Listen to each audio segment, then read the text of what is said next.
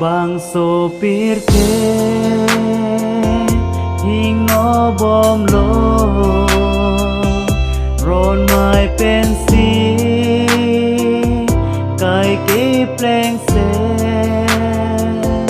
bon ta hem pu kang hon ong si non an i tu reng dun bo mi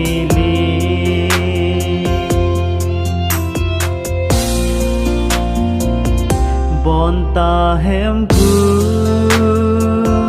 pir the a lo ikan sai ji phan vang da po ahir asa pen se vang ji hem pu jisu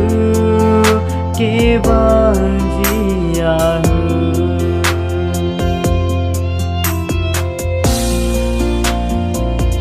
bab do an ke hame angka sevar dam po papia pa duk sung pen si che chak nang po ke me pin na me angka ngalo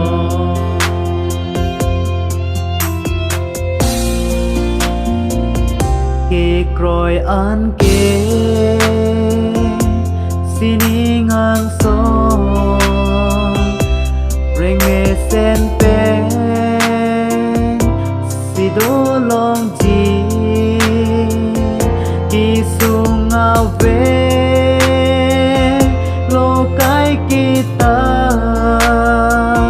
ni nga rong pen se kai ke ro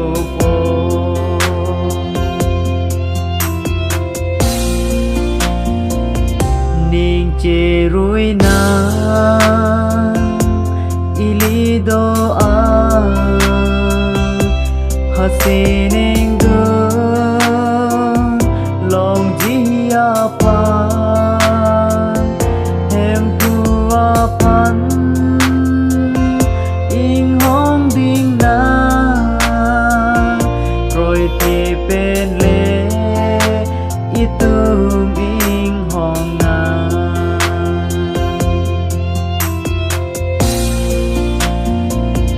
corte do an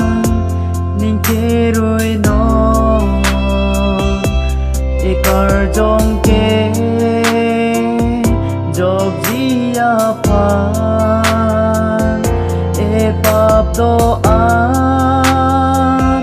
che ko bir na an ke jok po